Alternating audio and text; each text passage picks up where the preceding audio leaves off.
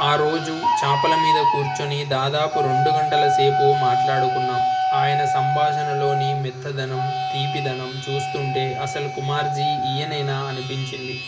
సాధకుల్లో పరివర్తన తీసుకురావటానికి ఎంతో కఠినత్వం ప్రవర్తించిన ఈయన ఇంత మృదువైన మనిషా అనుకున్నాను. ఆయన మహామేధావి. అయితే అదో ప్రత్యేకమైన శైలి. ఆకలింపు చేసుకోవటానికి కొంత గందరగోళంగా ఉంటుంది.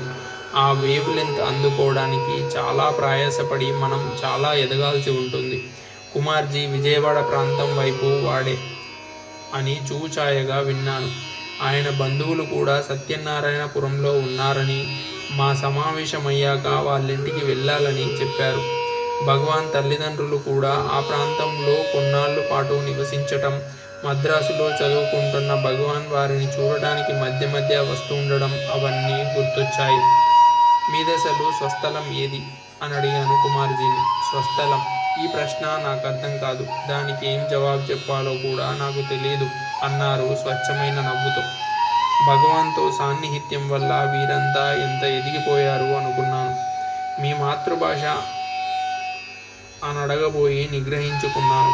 కుమార్జీ భగవాన్ దగ్గరికెలా వచ్చారు?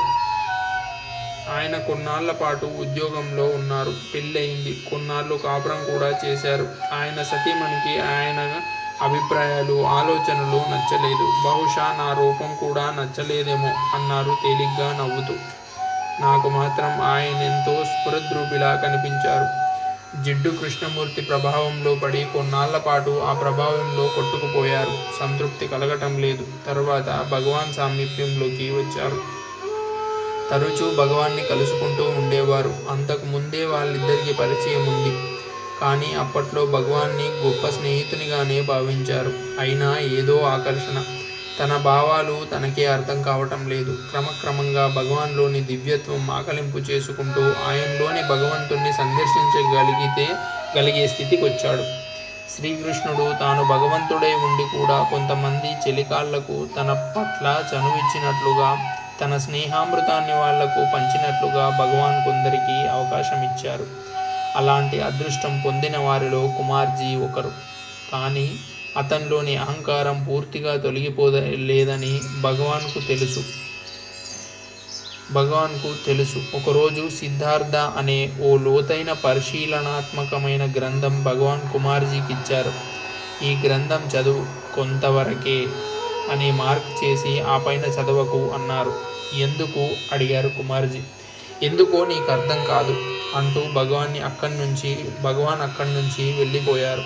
కుమార్జీ ఆ గ్రంథం చదవటంలో లీనమైపోయారు. భగవాన్ చదవద్దన్న పేజీల సంగతి గుర్తుంది. కానీ అహంకారం ఒకటి వెంటాడుతోంది గదా. ఆ భాగాలు కూడా చదువుతూ అందులో నిమగ్నమైపోయారు. అందులోని అంశాలు కలవరపెడుతున్నాయి. మనసును మరోవైపు మరలిస్తున్నాయి. భగవాన్ ఎందుకు చదవద్దన్నారో అర్థమైంది. మహత్తరమైన బుద్ధిజానికి వక్రమైన భాష్యము చెప్పబడింది. మనిషి ఆలోచనల్ని పెడత్రోవన పెట్టించే ప్రమాదం గల అంశాలవి. అయినా చదవడం మానలేదు. ఉన్నట్లుండి ఏదో జరిగింది. శరీరం తేలిపోతున్నట్లనిపించింది. ఎక్కడికో తేలిపోతున్నాడు. కాసేపటికి ఆకాశంలో ఉన్నాడు. సూక్ష్మ శరీరం భౌతిక కాయంలోంచి బయటికొచ్చి గాల్లో విసరిస్తుంది. నేల మీద భౌతిక కాయం పడుకోబెట్టబడి ఉంది. తిరిగి అందులోకి ప్రవేశించటానికి విశ్వ ప్రయత్నం చేస్తున్నాడు. సాధ్యం కావడం లేదు. ఇదంతా భగవాన్ ఉద్దేశమని అర్థమైంది. భగవాన్ ఆత్మని ఎక్కడికో తీసుకుపోతున్నాడు. కొండలు, లోయలు, నదులు, సముద్రాలు, ఏవేవో లోకాలు, విశ్వాంతరాళంలోకి వెళ్ళిపోతున్నాడు. కాస్మోస్ దిగంతల కవతలకు నక్షత్రాలు, గ్రహాలు, సమస్త విశ్వాన్ని చూడగలుగుతున్నాడు. అలా చూడగలుగుతున్నప్పుడే మనిషి అంటే ఏమిటో, భగవద్ధర్మం అంటే ఏమిటో అవగతమైంది.